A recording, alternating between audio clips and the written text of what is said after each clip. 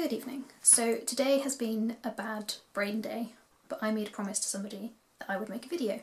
So here I am, and here's a video that I don't know what I'm going to talk about in yet. So all my life I've kind of been that girl who people will say is too much, like I'm too intense, I overanalyze stuff and I jump in things too quickly and make decisions too quickly, and it's been hard. And about 3 months ago, I was finding everything really difficult. And as some of you know, some of you might not know, I now have a mental health diagnosis of borderline personality disorder.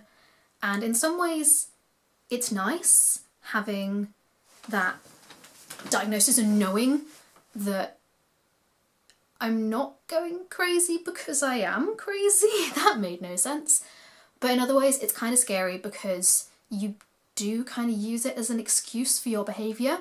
So today I've been really sad, like really, really sad, and I've kind of given everybody I know a hard time about it, and fair enough, they've all been quite dismissive of it because I've been difficult. But one friend was like, create something, do something, you're a creative person, do something and then you won't feel sad. So this is me rambling and I thought one thing I can do is I can show you a couple of books, because obviously books, I am a book nerd, that help me when I'm feeling like this, when I'm feeling really sad and slightly, trigger warning, suicidal. Sorry if that's too much information, but I'm trying to be honest. I don't even know if I'll post this video. But, so these help, and I'll stop blumbling on now. This book is, I credit this book with saving my life in 2016. I was the worst I'd ever felt, say undiagnosed, had no idea what was happening, had no support network, really wanted to die, and I bought this and I read this and it helped. It is basically this chap, Matt Haig's, his autobiography of when he was, I think 26, 23, when he was a lot younger, and he had a mental breakdown and had depression and anxiety, and he's just telling the story of how he was, what it was like, how he got through it. And it sounds really depressing, but it's actually really life-affirming, because the end moral is, I didn't think I could get through this, and I did.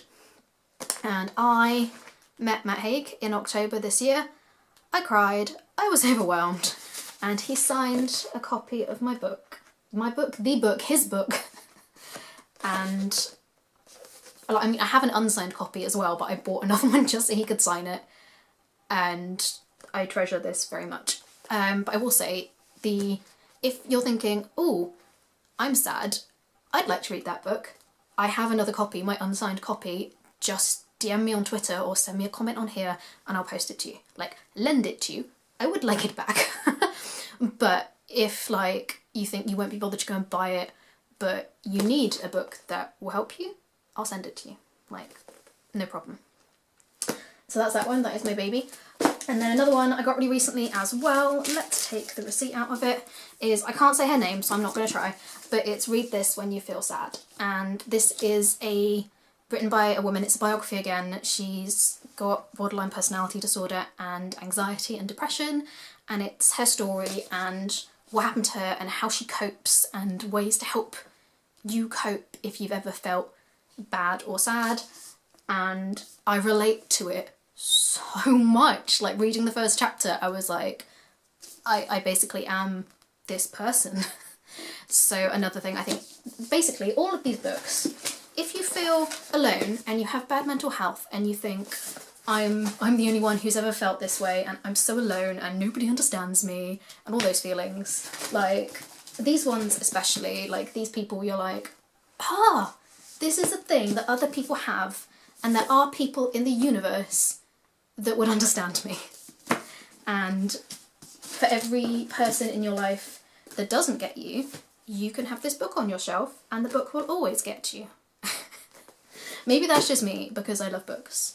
I'm going to cut off this rambly bit at the end. I don't know. Talk to your friends. If you know they're feeling sad, You don't have to talk to them about why they're feeling sad, because half the time, like me, they don't know. It's not like, why are you sad? What has happened to make you feel sad? It's, I don't know, here is this picture of a puppy. What music are you listening to at the moment? I don't know, pretend you're flirting with them. Like, if you have a sad friend, flirt with them and they will feel great, but then they might get too attached to you. So, don't listen to me, I give terrible advice.